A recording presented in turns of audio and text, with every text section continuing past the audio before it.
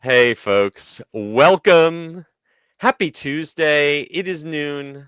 I am Seth. It is not Monday, and we do not have Carly, but we do have our good friend John Self stepping in. Say hi to everyone, John.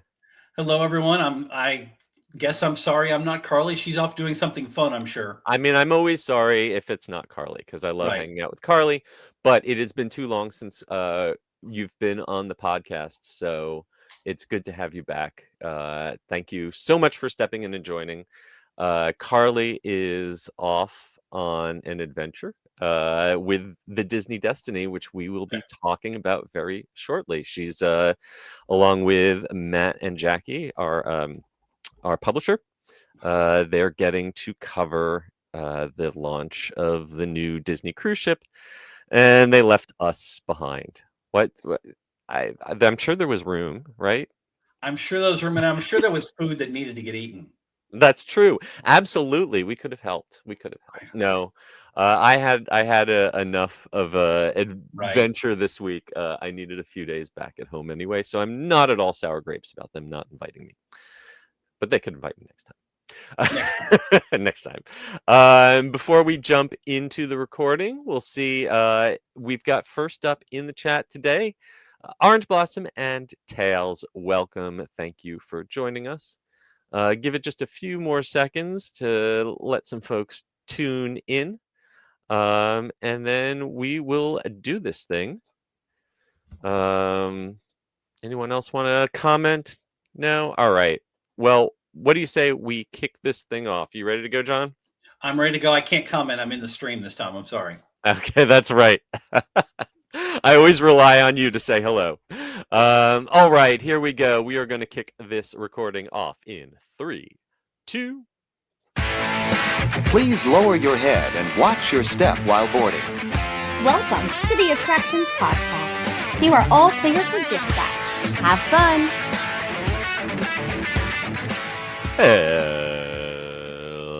Hello, everyone, and welcome to the Attractions Podcast, sponsored by MEI and Mouse Fan Travel. I am Seth. And I'm John. And we are here to talk to you about the latest and greatest in theme park news and more, as well as what's been going on in our own lives. And I want to thank John for stepping in and taking Carly's seat while she is off on the Disney Destiny. She is on the new Disney cruise ship, which we will be talking about in just a minute. I'm sure she'll tell us all about her firsthand experience when she gets back. But in the meantime, John, it's been a minute since you've been here on the podcast. Thank you for joining us. And why don't you fill our listeners in on what you've been up to lately? Lately is a great word, but to everyone's shock, I have been eating a lot of food. I've had a lot of professionally speaking, not professionally speaking, and yes, I'm as the joke is, I am back over my goal weight again. So that's Mazel Tov. I don't know. That's a good thing. It's not exactly that 135 pounds that I had to be when I was a professional athlete. Okay, I was like, I can't even believe I was ever. And you're tall, so 135 pounds. 135 was pretty slender. Sorry, for those of you who don't know, I obviously wasn't a great one, but I was a racket sport athlete for quite a while, and so I'm used to wearing sponsors. We were joking about that before we were recording. So I will have to ask you sometime what your feelings on pickleball are, because I'll make some. That might be a little too spicy. That's probably gonna be too controversial. Actually, let's just say we'll just move on. Let's just moving on. Pickleball is not included in the 5 international racket sports yet. It will be soon. To their credit, they've done a great job. You can find previous articles about this at Attractions Magazine. I did another all-day dining adventure at Busch Gardens. Oh, okay. Any hot? What's your number one takeaway tip? What was the? Yeah, they've kind of changed up their menu. They're tinkering with it a lot. I know I spent a lot more time there for various reasons, just chatting with executives there, and they're tinkering with it, trying to find the happy medium between balance for the guests and balance for them, for their bottom line. I think they are still doing the half price all day dining promotion at the moment. You get all day dining for $30, I think. At half price, that's hard to beat. It is pretty hard to beat because Busch Gardens prices for a la carte are higher than you'll find at Disney. So just so you're aware of that. Yes, Um, I just and- noticed new menu signs going up, I think at SeaWorld, which is the sister park. And yes, I'm not sure, are they still applying the that extra fee on top they of are it, or still doing the 5% annoying surcharge. yeah, Yes. even with the new menu prices? Okay, good to know. Busch Gardens tinkered with a few things, and they're not everything is on that, but they updated a lot of the menu at Dragonfire Grill, which was probably a good thing. And they've got Okay. mobile kiosks they're using now that do speed things up, so that's a plus. All right, and so there's an article about this on our website, Yeah, Attractions Magazine. You can check out. Yep, and then of course I went to CityWorks this weekend. CityWorks Hmm. Eatery and Poorhouse, that's what it's called. I got to get that right. They invited me out to try the new Chef Selects menu. They Okay. have a ribeye that's available through the end of the year for the holidays. Hmm. It's $44.95. It comes with Brussels sprouts, mashed potatoes. It's 14 ounces. Okay. It was I thought it was rather impressive. All right. I've written I about it mean, elsewhere, so Google my name if you need to. But whatever, I've written about it elsewhere. But it's a good option. They do rotating menu every 8 weeks. and this is Disney Springs on the This west is Disney side. Springs. Yeah. Well, I'd But say for Disney, if for you're Disney living somewhere Springs, in Chicago, Philadelphia, or Texas where they have a lot of CityWorks, you'll get the same menu. excellent. Okay. Well, check out John's articles on those and other food adventures at attractionsmagazine.com. I also did quite a bit of eating this past week because I was lucky enough to be invited on the inaugural Caribbean sailing of the new Star Princess, the latest vessel in Princess Cruise Line's fleet, sister ship to the Sun Princess, which launched last year. This is going out of Fort Lauderdale, and there's way too much to talk about in just this little intro. But I will say that the number one highlight for me of the experience was Spellbound, which is an outpost of the world famous Magic Castle. That is a private clubhouse in a old Victorian mansion in Los Angeles for very famous magicians, and it's not easy to get through the door in the one in Los Angeles. But if you are sailing on one of these new princess ships, you can have a very similar experience, obviously way scaled down, but just by paying the $45 entrance fee, and had a fantastic time. Got to see a phenomenal mentalist, really good close-up card magic, and was lucky enough to be there where the owners of the real Magic Castle, who obviously are also partners in this, Randy Pitchford and his wife. You might know Randy better as the creator of Borderlands and Gearbox video games. And he's actually the great uncle of the great Cardini, who is the magician who invented the idea of magicians wearing top hats and tails. And it really amazing tributes to Cardini in the Spellbound space. I'm sure Matt is going to have full reports up on that soon. I would say if you are on the Star Princess or the Sun Princess, that should be your number one destination. So, anyway, without any further ado, and with thanks to Princess again for inviting us on that trip, I think it is time to launch into the news in the queue.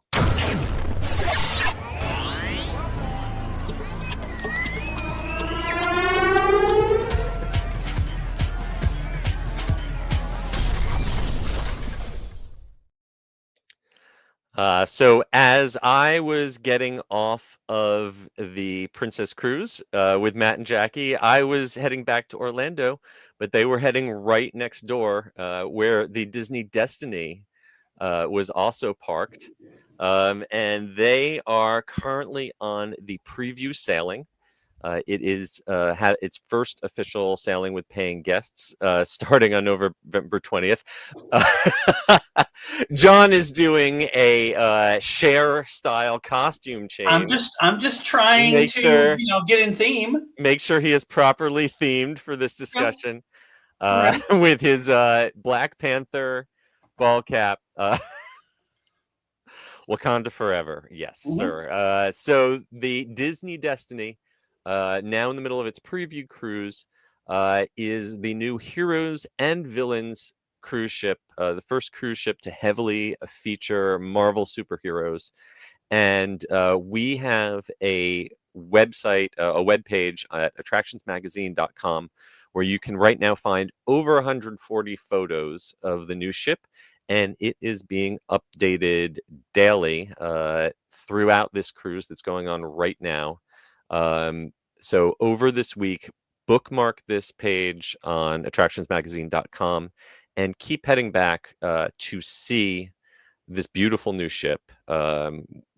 I got to see the exterior of it, and it's really it's in the classic. If you've seen one Disney cruise ship, they're kind of iconic look with the dark black blue bottom, the red smokestacks, and it definitely follows that same design as its sibling ships. But it's a beautiful new ship.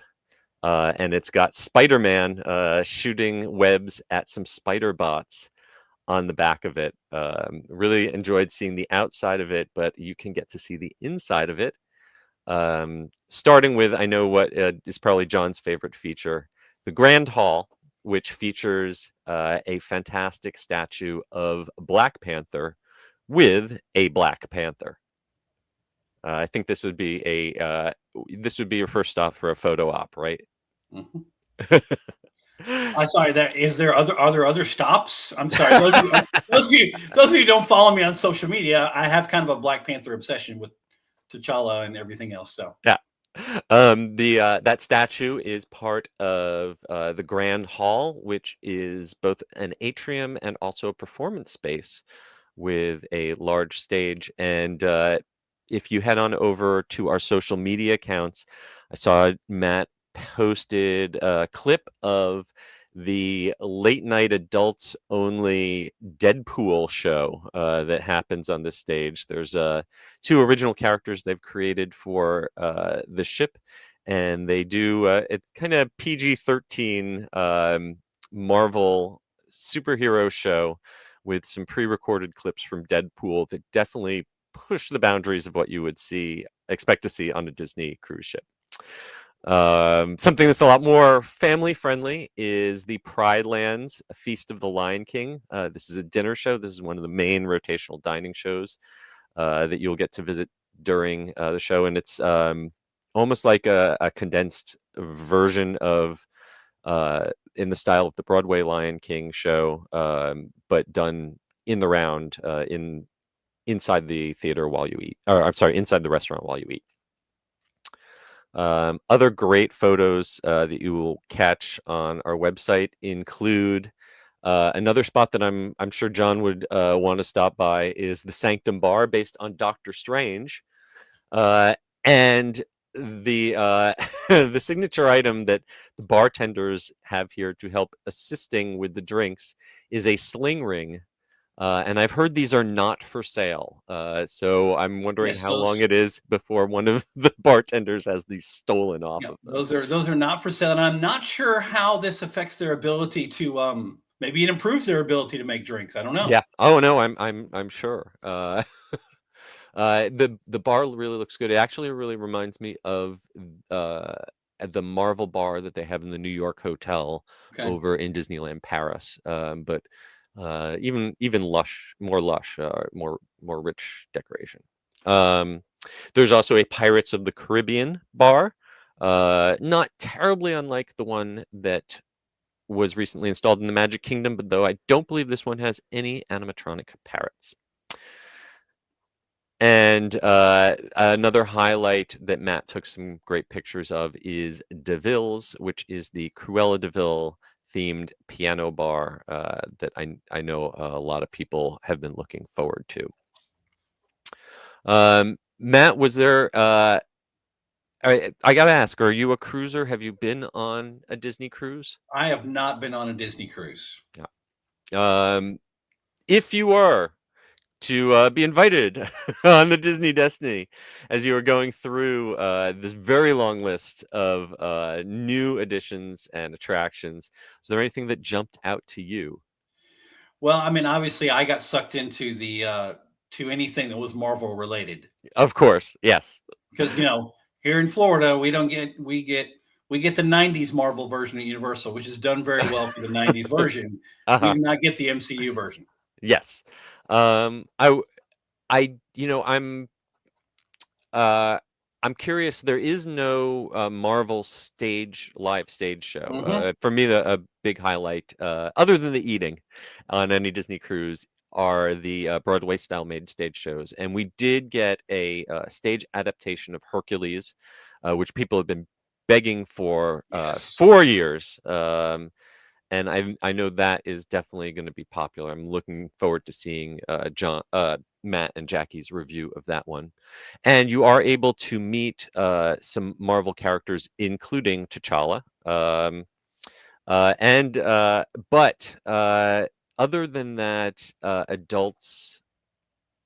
adult-oriented show, there isn't like a main.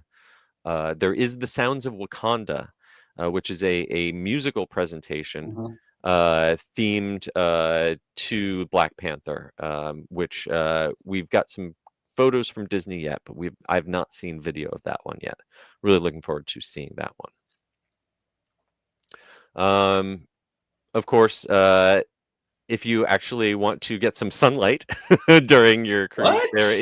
there is a extensive pool deck. You've got the water coaster called the Aqua Mouse, and this one is a little different from the previous ones. It's got a new video that you see on the way up the lift hill based on Disney villains.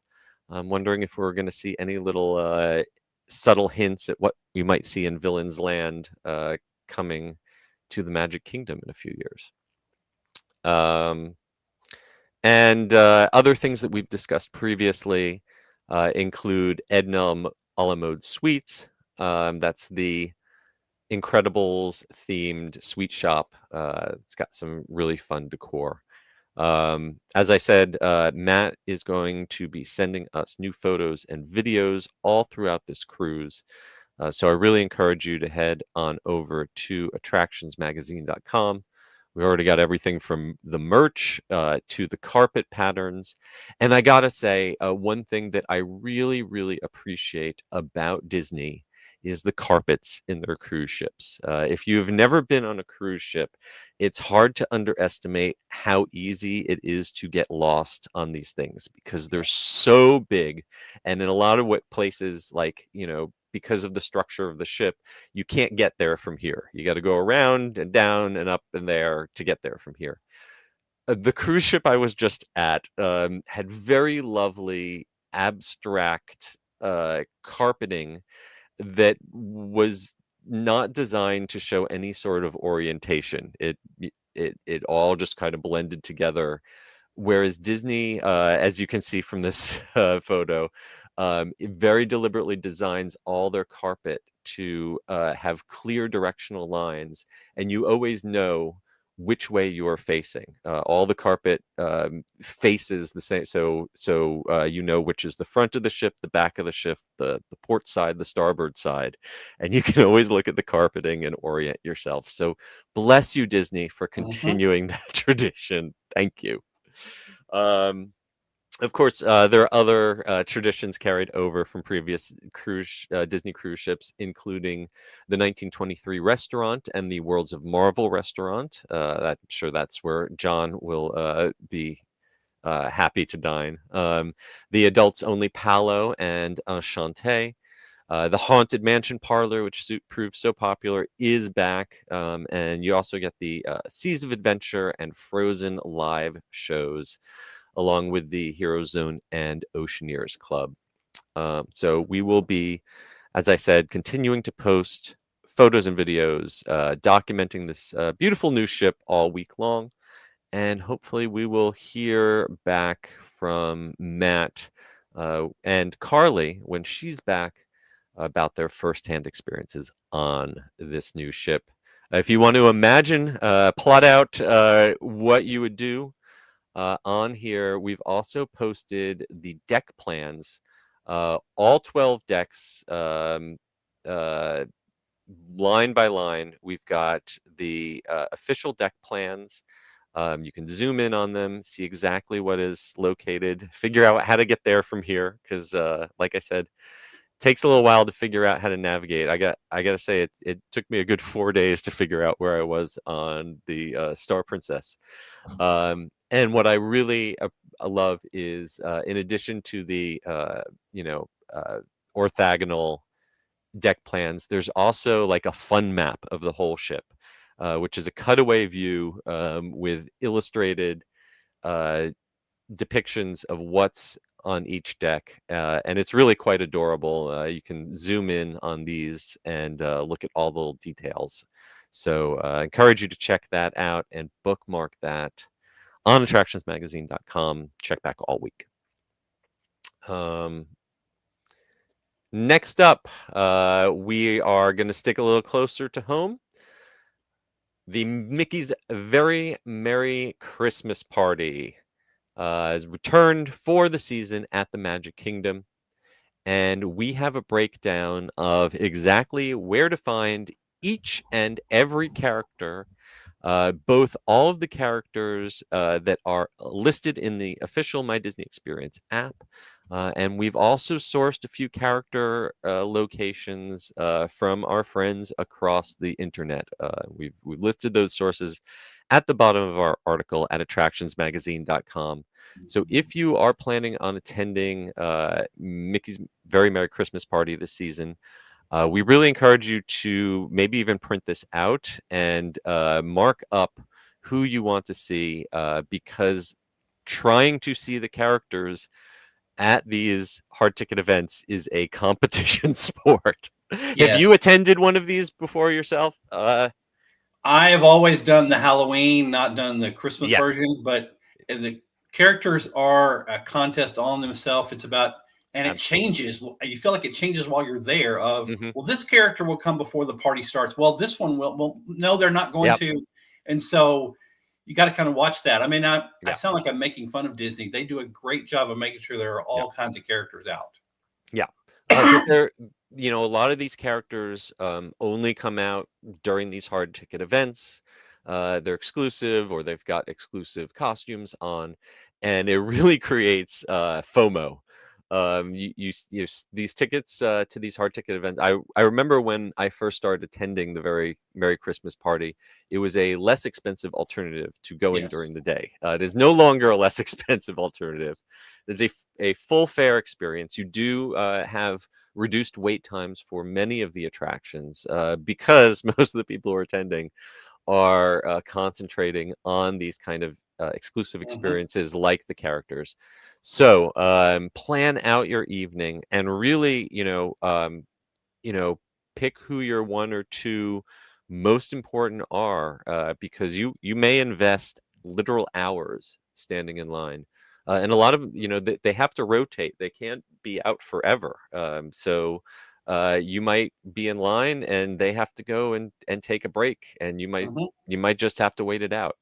So be prepared to invest a good chunk of your evening in these. I am not going to read every single name on this list because there are literally over 100 different characters that are available during this. So we encourage you to go to Attractions Magazine.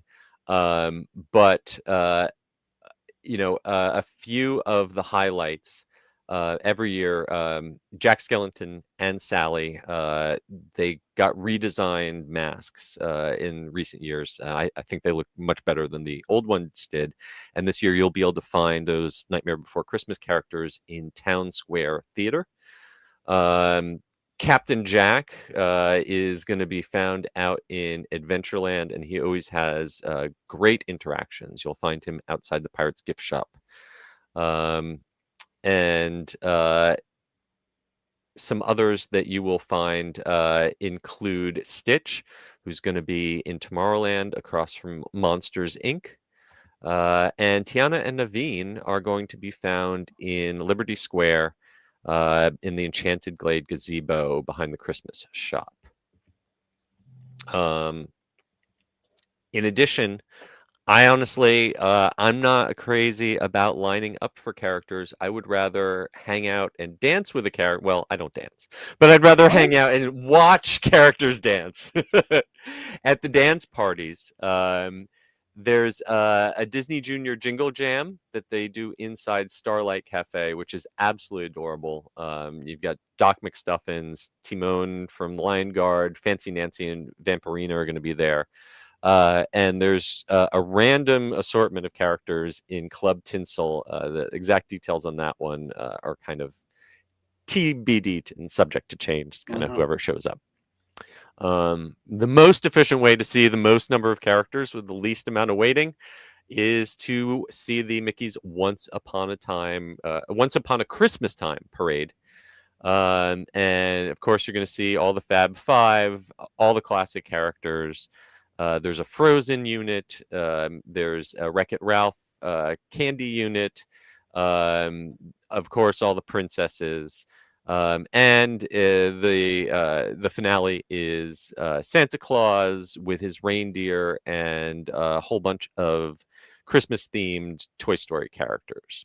The one character we do not have officially listed on this list that social media seems to go crazy about every year is Tally. I have never seen Tally in person. I don't get the Tally obsession. If anyone would like to explain that to me in the comments, please go right ahead and let me know why this is such a big deal. Because I got nothing. Do you get it? I have heard about the Tally obsession. I've unfortunately heard from cast members the issues with the Tally obsession. Yeah, I know they've changed him up this year, but yeah, I don't quite get it either. But I believe we're not the right demographic. Apparently not. The only thing is, when you first started talking, I wanted to double check. Yes. Obviously, if someone's going to the Very Merry Christmas Party, yeah, you probably have already gotten your tickets. If you haven't, you probably should get them quickly because most of the dates are, if they're not sold out, they're close to it. Yeah, this traditionally this sells very well, especially the closer to get to Christmas. And so I know the Halloween hard tickets did not sell quite as fast as they did the previous year. I don't know if that's a matter of the economy or travel restrictions. But I would say if you are planning on doing this and you've not purchased your ticket, that's excellent advice from John. Go ahead and make your plans as soon as possible. Next up, we are switching away from Disney, and we are going to talk about Six Flags and Cedar Point. And the merged company has already shuttered or is in the process of shuttering several of their theme parks. And if you were hoping they were going to stop there, we have bad news for you because the latest comments from Brian Witherow, who is Executive VP and CFO of Six Flags, sounds like they are looking for more parks to either sell off or close and sell the land. They have not specified exactly what parks they are talking about, but they frequently referred both Witherow and Richard Zimmerman, who is the CEO, did a quarterly earnings call on November 7th, and they are talking about focusing on what they call their core high-performing parks and cutting away their non-core or low-performing assets. And there's a lot of quotes in this article that we've got posted. Blake posted up on attractionsmagazine.com. So if you have a Six Flags or Cedar Fair park near you, and you are concerned about its future, Um, and don't want to see it going the way of Six Flags America, which just closed down outside of Washington, D.C. I encourage you to go and read. We have a full transcript of the comments. And I got to say, reading between the lines, they are not encouraging. No. I Yep. mean, this is the thing, and maybe I've missed out on this. Obviously, I used to visit the Cedar Fair parks on a very regular basis. Mhm. You know, Six Flags was already making some business decisions before the merger of we're going to close this park or we're going to change these things. Mhm.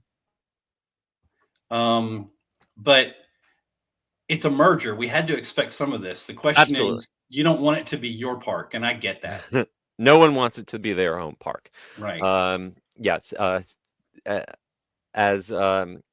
you know, the Six Flags America already gone. We know that in California, Great America, which is in Santa Clara, is going to close down sometime between 2028 and 2032. And with this kind of discussion, I expect that they're going to be sooner rather than later, right? And there was a chunk of expansion land, undeveloped land surrounding King's Dominion in Richmond, Virginia, that they have now sold off that land to other developers. They have not announced any plans to close King's Dominion itself, but you know that land that was around it, now that's owned by someone else. So the Sorry, and the other go thing ahead. is we're going to kind of see this trend as I was thinking about this. You don't see Six Flags as a whole group. Now, granted, Six Flags is the whole 40-something parks now. You don't see them stopping about announcing new attractions.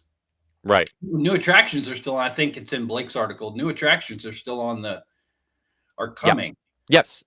They're continuing to invest in parks, especially their parks which they consider to be in core locations. And they they specifically call out the Toronto market, which is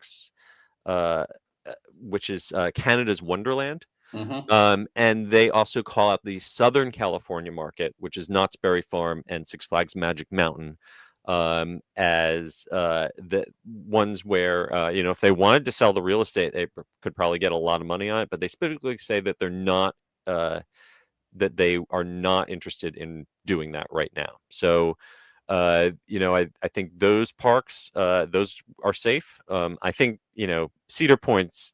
I gotta think that something like Cedar Point is safe. Something which means that Kings Island is probably safe. Yeah, or something that like a Six Flags Great Adventure. That's the only major theme park near New York City, and that's.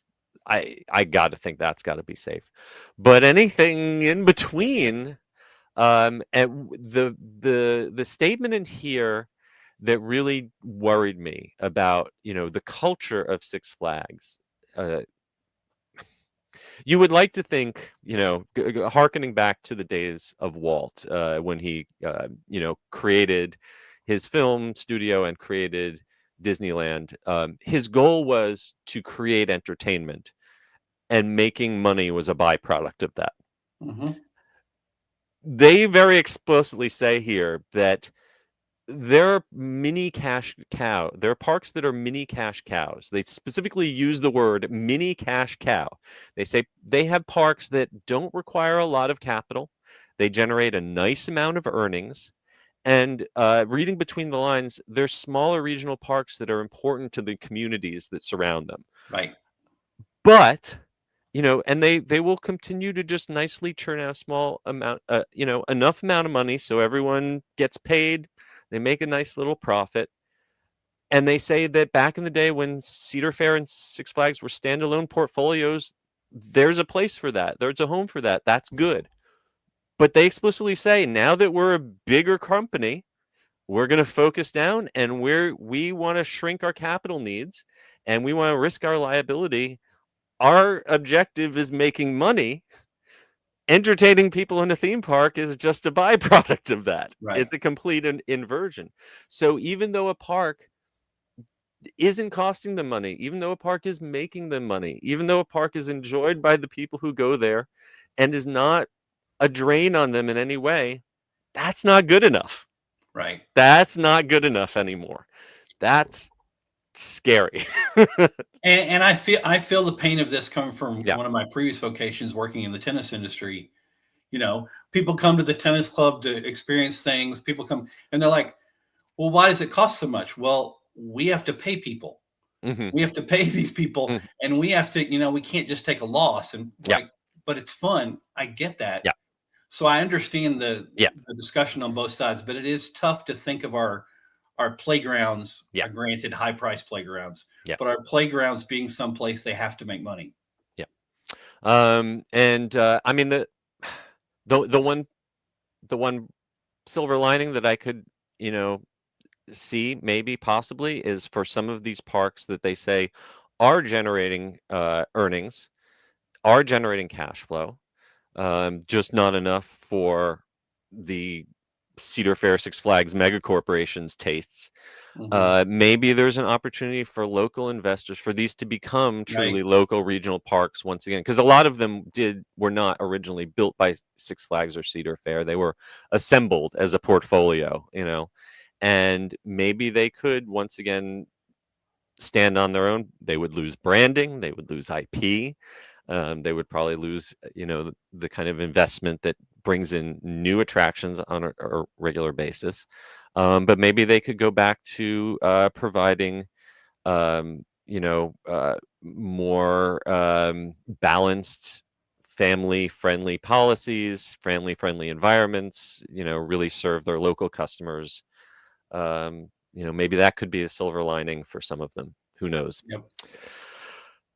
We've got lots of articles over the last 15 months since Cedar Fair and Six Flags merged, talking about the good and the bad. I got to say, if they hadn't merged, I wouldn't have my gold pass that let me get into all 56 theme parks and water parks for practically free. Then again, I wouldn't have gone to La Ronde, so I could have done without that too. Right. So you win some, you lose some. Mhm. And as you mentioned, this isn't stopping them from investing in new experiences. We've got Tormenta Rampaging Run coming to Six Flags Over Texas in 2026. That new Phantom Theater Opening Nightmare Dark ride in Kings Island next year. Carly got to experience that theatrical Halloween experience themed to The Conjuring at Carowinds. Gave it a big thumbs up. And, maybe our white knight will be Travis Kelce. We talked recently. He is, along with his brother and a bunch of other business partners, investing about a 9% ownership stake in Six Flags. So, maybe he can be a positive influence and speak up for, the regional theme park fans who don't have the resources to go to one of these big theme parks on the coasts and rely on those local parks. Right. Okay, well, moving from Six Flags Cedar Fair over to SeaWorld. SeaWorld's parent company, United Parks and Resorts, is planning to open 2 new theme parks, but they are not coming to the United States. They're opening at mystery international locations, and concept development has already begun on one of them. Encourage you, if you're interested in SeaWorld's future, to check out this full article by Blake Taylor. It's based on a statement that Mark Swanson, who is United's CEO, statement he made during the quarterly earnings call on November 7th. All these quarterly earnings calls, come in a flood. And hats off to Blake for keeping up with all of them, listening through all this stuff, and picking out those 1 or 2 relevant quotes for us to talk about. Thank you. So I don't have to listen to the whole earnings call. Yeah, as many restaurant groups earnings calls I listen to in the background, I do feel bad for Blake. Yeah. And when he puts these things out. I guess my only thought about SeaWorld is similar to what I said about Six Flags.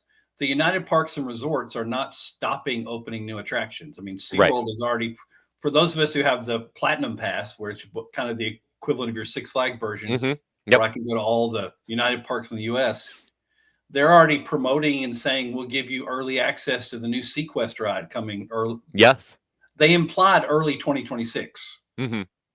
So I'm like, at SeaWorld Orlando, I'm like, okay. I Yep. mean, I kind of see the same thing. Not that they would call SeaWorld Orlando a mini cash cow, Yep. because I know we just had an earnings call and things were a little different, but they see that as an important thing. Mm-hmm.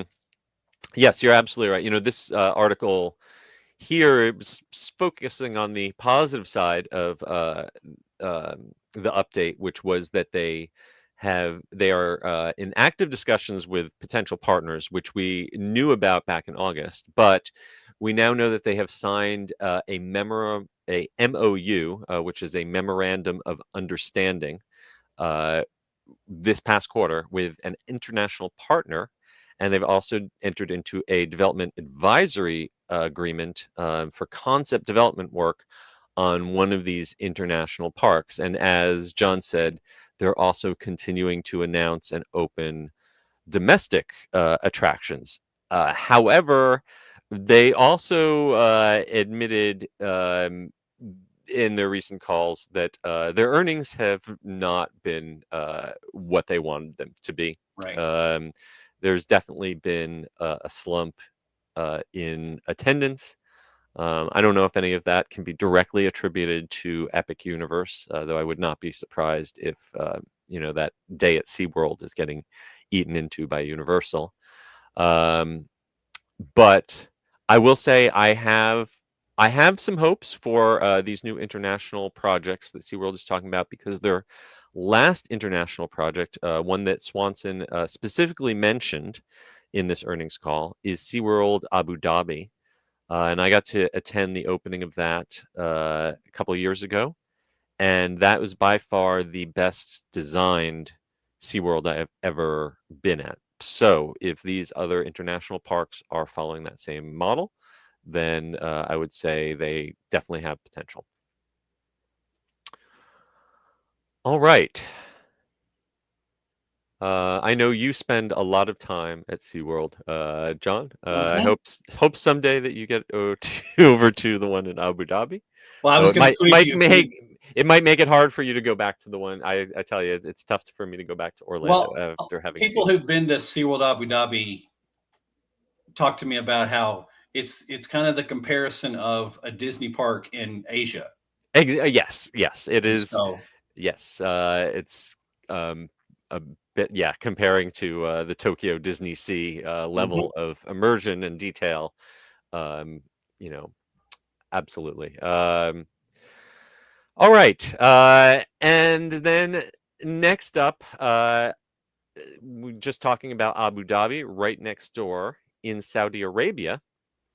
Mr. Beast, the YouTube celebrity, I did not have this one on my bingo card, is opening his own temporary pop-up theme park called Beastland. It is a limited time experience starting this week as of November 13th and running through December 27th of this year. If you are a fan of Mr. Beast and you live near Riyadh in Saudi Arabia, you can experience larger-than-life custom games based on some of his YouTube videos as part of Riyadh season. This is an annual festival that takes place in the city. And I swear to God, this was giving me Hunger Games meets Squid Games flashbacks, seeing some of the activities. okay. I don't think anyone is going to die, hopefully, unlike those fictional stories. But, Mr. Beast has become very famous for these stunts and contests that he stages on YouTube. And I guess if you are a fan and you want to fly to the Middle East, you can experience one of them for yourself. I must confess, other than watching over my nephew's shoulder on his iPad, I have not spent much time in the Mr. Beast uh, genre. Are you a Mr. Beast fan or I am aficionado? I'm probably more familiar with Mr. Okay, Beast than good. you are, but that's not a Please huge. take over. Please, God, Oh, no, take and over. I think the big shock is for most people is where this pop-up thing is going, because he's Yeah. done the thing where he buys out small theme parks. So Yeah, he small didn't theme parks. He bought out he bought out Disneyland, Disneyland, right? and I was actually quite shocked at the number they quoted that it only cost him $500,000 to buy out Disneyland for the night. And I guess if you're only buying it out for I don't know. If That you're that only seemed buying it awful. out and you're marketing, That giving seemed, them yeah, and you're getting a marketing discount. That seemed awfully cheap to me. right. I'm sure I they would agree. not rent it to me for $500,000. That barely cover labor. The thing I don't understand, and I know this from talking to some of my former colleagues and friends who live in Southeast Asia, hmm and in Malaysia and places like that, hmm which are predominantly Indonesia, predominantly Islamic countries. Just to give you perspective, when we're talking Yeah. about Saudi Arabia, he's really big in those cultures. Yes, you are absolutely right. In fact, when he was asked about why they're doing this in Saudi Arabia, he replied on X, middle of the world, because a majority of my audience is outside America, and we have a Yes. big Middle Eastern fan base. So he wanted to give them a chance to participate. We have descriptions and concept art of 4 of the attractions. Which I mean, they honestly look like something that you'd see in a video game, not Mhm. necessarily in real life. Um, the attractions we've got details on or concept art of are Tower Siege, which you'll launch giant catapults to hit 60-foot tall tubes. Drop Zone, which looks like you'll stand on a trap door and be dropped into a giant ball pit. Um, Airmail, slide down the zip line and kind of drop an object onto a target down below. And Dungeon Escape, a giant real life hamster maze. Yeah. Be a rat in a psychology experiment. Right. But I mean, we make fun of this, but as I'm watching football or I was watching the World Yeah, Series, yeah. and it was still going, Fox was promoting all these game shows, active game shows. I grew up in the era of American Gladiators. Right. So I get it. I completely appreciate it. And let's By the not way, forget, watch that American Gladiators documentary on yeah, Netflix. This is chilling. we got Level So yeah, 99 coming to Disney Springs. yeah, yes. There are a lot of there's one opened up at Point Orlando. A lot of these kind Mhm. of people are they want to get their heads up out of the iPad and the iPhone. They don't necessarily want to wear the VR headsets. They're Right. looking for physical group competitive activities that I guess adults and teens or younger people can enjoy. That basically a video game brought to life. So um, we've got links on this article to some of the collaborations that Mr. Beast has done with Disneyland and Make-A-Wish and other theme parks around the world. And we've had a lot of celebrity theme park news lately. I don't know, is there a celebrity out there that you think deserves their own theme park? I've talked before about Dolly Mhm. Parton. She was a worldwide celebrity for decades before she Yeah. had her own theme park. But now I guess as long as your social media hit for a couple of years, that's Well, and all it takes to earn a theme park. that's the thing we have to remember. Those of us who have our hair is graying or hmm beyond gray, we have to remember it.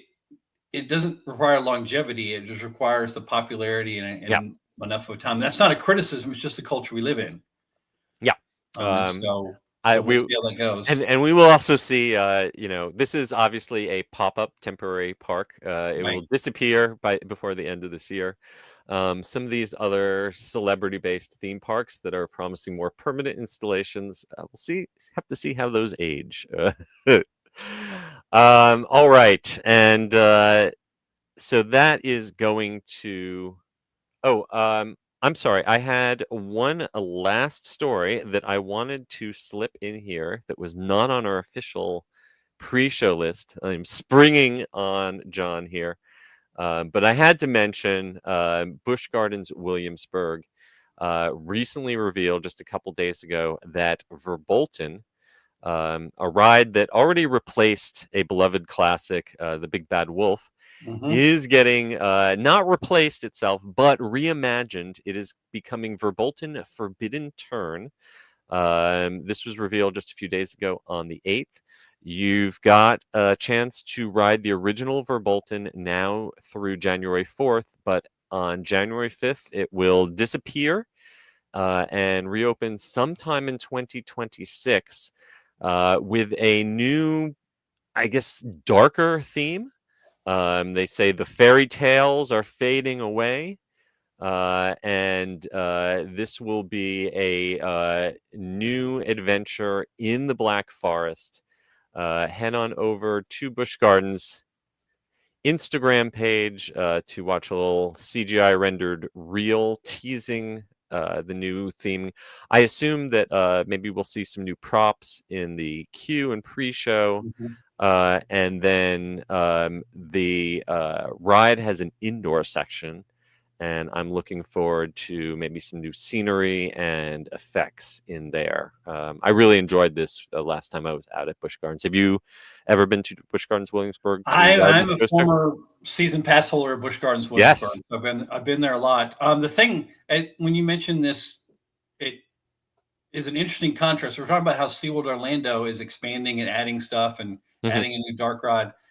The two Busch Gardens parks, Tampa and Williamsburg, seem to be taking things that they used to have or currently have and just reworking them. Yes. Like the Dark Castle, Dark Coaster. Mm-hmm. And now we have Big Bad Wolf Revenge come back. Yeah.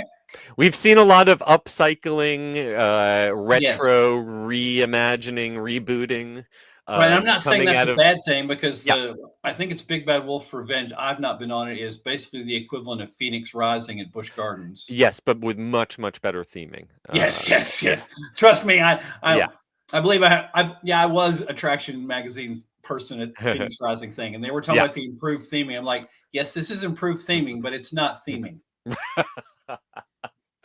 Well, Busch Gardens Williamsburg has a special place in my heart. That was the first theme park I ever worked for back in college, right out of college, and it was my home park when I was going to school in Williamsburg, Virginia. Still miss the original Big Bad Wolf, but I did enjoy Verbolten, but I would love to see some plussing of those indoor effects using, more modern technology, maybe some projections and lighting. Looking forward to seeing what they do with that coming in 2026. All right. Yeah, if you haven't been to Busch Gardens Williamsburg, there's a reason it is on the list every year as one of the most picturesque. Absolutely. It is. Yes, it is topped the awards list for, I think, decades. I mean, it's usually it and Dollywood, right? For domestic parks. Yes, absolutely. Neck and neck. And what's wonderful about Williamsburg is that they did not clear cut land. They did not start with a flat parking lot.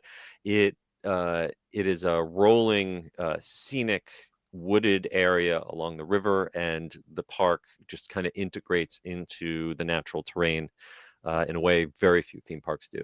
Right. If you're familiar with Silver Dollar City, Silver Dollar City was originally designed similar to that. I know there have been some changes, but it was designed, which can be, we say this as a wonderful thing because we're not there, but when you're having to go uphill halfway through your theme park day, that is not always exciting. That is true. You will get your steps in going up and down the side of the riverbank at Williamsburg for sure.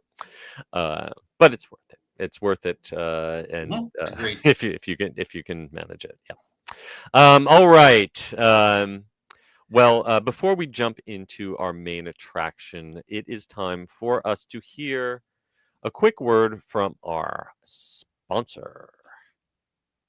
The Attractions Podcast is brought to you by MEI and MEI-Travel. Whether your next vacation is a magical trip to the theme parks, an exciting adventure to the pyramids of Egypt, or just a relaxing cruise on the turquoise waters of the Bahamas, MEI-Travel provides premium service and expert advice to help you get the most of your vacation.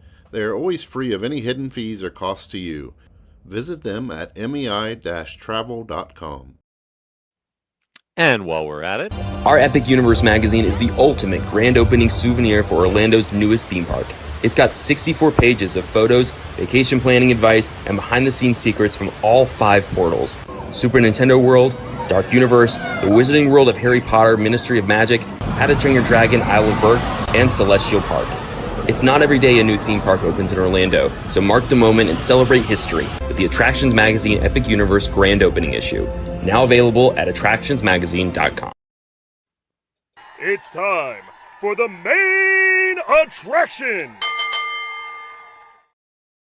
and for this week's main attraction, the new Encanto ride is coming to Disney's Animal Kingdom in 2027, along with the reimagining of Dinoland into Tropical Americas. And Blake Taylor has gone ahead and compiled everything that we know about the upcoming attraction into one article that I encourage you to go ahead and read at attractionsmagazine.com. Encanto rides, concept art, the scale model, and story details all pulled together in one place. So if you are excited about the Encanto ride that was officially announced for Animal Kingdom back on August 10th of 2024 during the D23 Ultimate Disney Fan event, we have everything from the concept art, which shows all of Tropical Americas. We've got comments and videos from Bruce Vaughn, who's the Chief Creative Officer of Imagineering, and even some speculation about what the ride system might be for this upcoming attraction.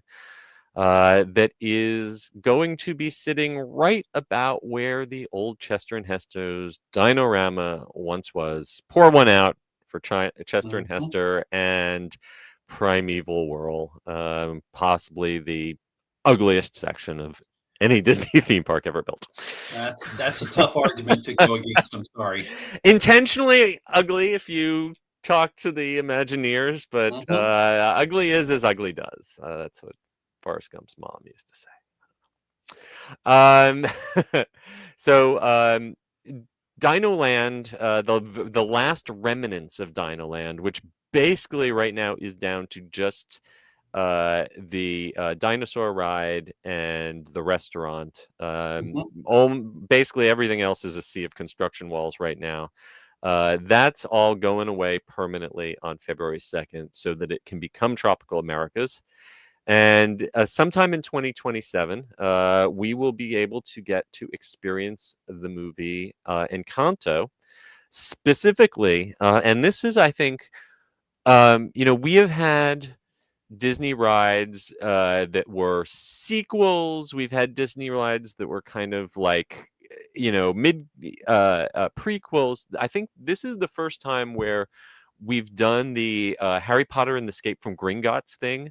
Right. Where we have picked a very specific moment within the canon of one of the films and inserted the writer not just into a book report retelling of the entire film from like a third person's perspective, but actually put them in first person into a moment of the movie.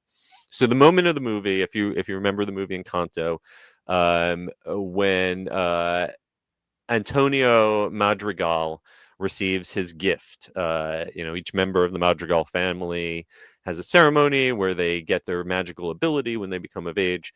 Antonio's is his ability to speak to animals, and he goes into a room and it's bigger on the inside than it is on the outside. very Doctor Who, and it's got all sorts of creatures and wildlife habitats inside. So that's like the exact moment that we're going to go in and experience during the ride. So we will have to see exactly how all the family, like in this point in the movie, I don't think Bruno has been exposed to still be like alive. He's still living in the walls. So maybe if Bruno's got to be in this ride somewhere, so maybe we'll have to go through the walls at this point to see him. But we do know that's where in the story this is set. As far as construction goes, our good friend BioReconstruct, who is out there hanging out of a helicopter on an almost daily basis. We've got some photos and links of more of his progress. Quite a bit of progress already been made, digging out the foundation, kind of can see the structure of where this is going to go up. And recently I stopped by Hollywood Studios. If you go through the Walt Disney Presents exhibit, which I highly recommend everyone do, it's a hidden gem of the park. They have installed the scale model of the Tropical Americas project, including the Encanto ride's exterior. This was previously on display in D23 last year. But you can go in yourself now. I spent a good amount of time just looking around at this model, and obviously it's a scale model that's over a year old, so things can change. If you go into the Epic Universe Preview Center and look at that scale model, you'll see there's lots of things that are little differences from the actual Epic Universe park, so things will change. But the thing that I thought, I don't know if you picked up on this, John. What I thought was really interesting about this is that you are not going to walk into the Madrigal house in this new attraction. We've seen the concept art that showed the house and showed people pointing at the house and showed a pathway leading up to the house. But if you look carefully in the concept art, then people are kind of headed off to the left side. Well, we know now why by looking at this scale model, is because much like the Haunted Mansion or Hogwarts Castle, or in the immortal world of Monty Python and the Holy Grail, it's only a model. The facade is just a scale exterior. Hopefully it'll have animated doors, animatronic bits that make the house look like it's alive, like in the movie. But just like in the Haunted Mansion, you're not going up through that front door. I should specify the Orlando Haunted Mansion. You are going to be going off to the side and going off into the side of a big hill. And I don't know, maybe going in through the basement or the back door. But I thought it was interesting that you will not be entering through the Madrigal's front entrance. How excited are you on a scale of meh to woohoo about Encanto and the rest of Tropical America is coming to Animal Kingdom, John? I'm probably in the middle, a little bit excited because, and maybe this is spending so much time with other theme parks lately. This is going to be essentially an indoor attraction, which most of our other theme parks in the Orlando area seem to lack at the moment. Amen. We need more indoor attractions. Even when they have the choice, they seem to go a different way. And it's hard to tell right now because I've probably been to Animal Kingdom 3 or 4 times in the last couple of weeks. Mm-hmm. It's so much effort just to get back there so that I can review some chicken tenders at Restaurantosaurus. Have they really changed that much? Well, no, sorry, maybe you're out of the mix. I'm sorry. They're new chicken. We went through this thing. Sorry. Okay. There's to disguise the. Sorry, this is going to sound negative. Okay. On the same day that Disney prices went up last month, okay. There were 13 new chicken tenders with sauces and things and waffle cones. Okay. And, obviously, I'm out of the chicken tender loop. Oh, God bless you for that. It's not your responsibility. You know what? Once I heard that they were taking my beloved semi-African food out and replacing it with more American burgers and stuff. I kind of checked out of the Animal Kingdom food scene. I may have written a parody article pretending like I was presiding over their funeral of that place. You can find somewhere. You know, I'm just saying. But I think it's going to be great. The problem is, and this is the interesting thing, I know my purist friends have been like, well, I can see the crane. They're trying to work on the area behind the construction wall. Animal Kingdom cannot afford to have attractions down because of the limited number of attractions. There's so little capacity. It makes, it's up And there with Epic Universe as Right. the fewest number of actual attractions. right, the thrill of the Zootopia Better Together is Yeah. not going to last for 2 years. So they've got to do Correct. everything they can to get this thing going. I Mhm. think it's going to be a great addition once it gets there. We can debate the theme, we can debate all the things that go with that. But they needed to do something, and this is a property that's very popular, Yes. will do very well.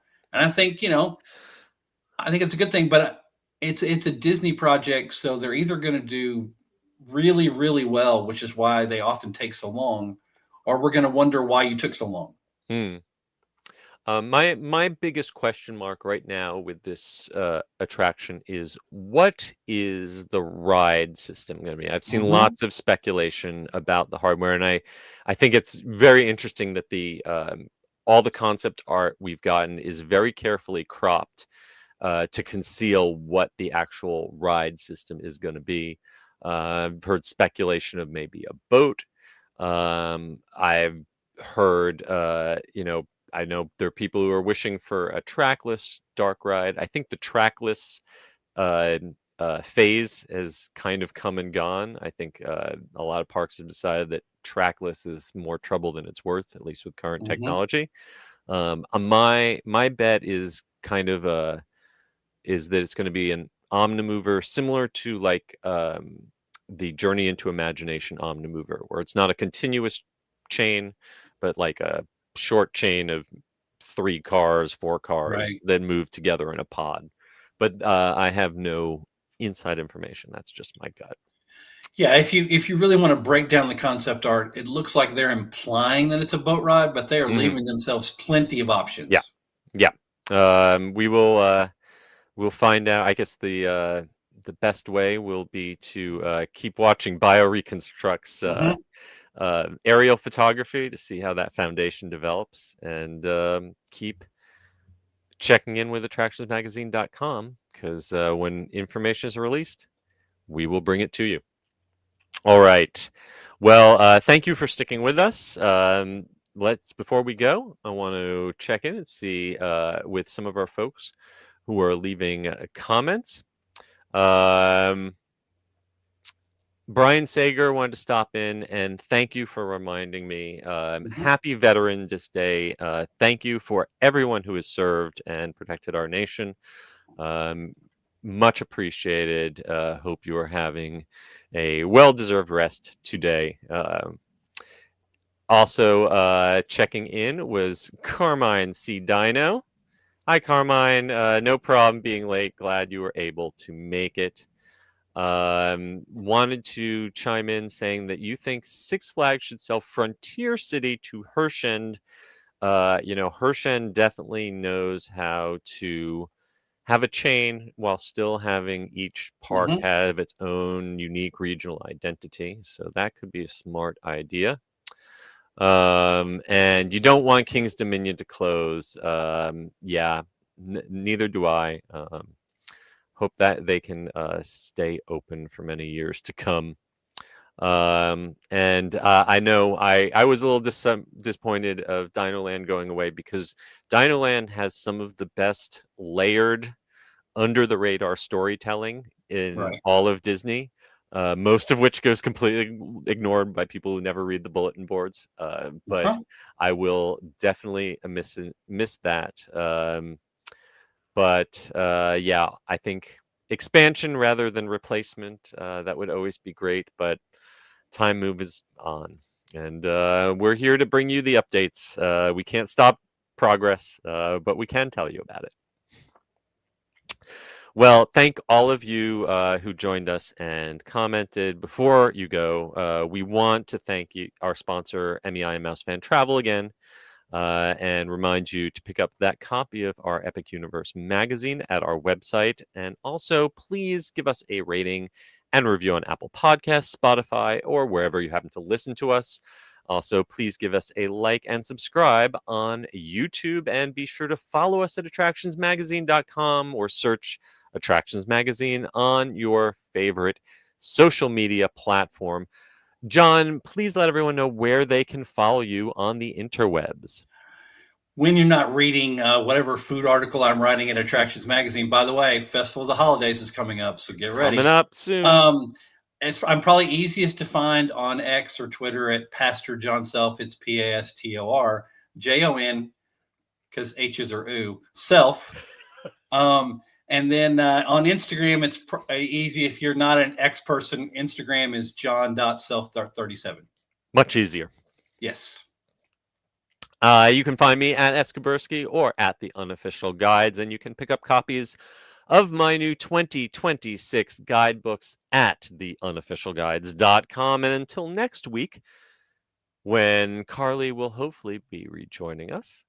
If not, we will have another fabulous guest host. But thank you so much, John, for stepping in the meantime. You're welcome, my friend.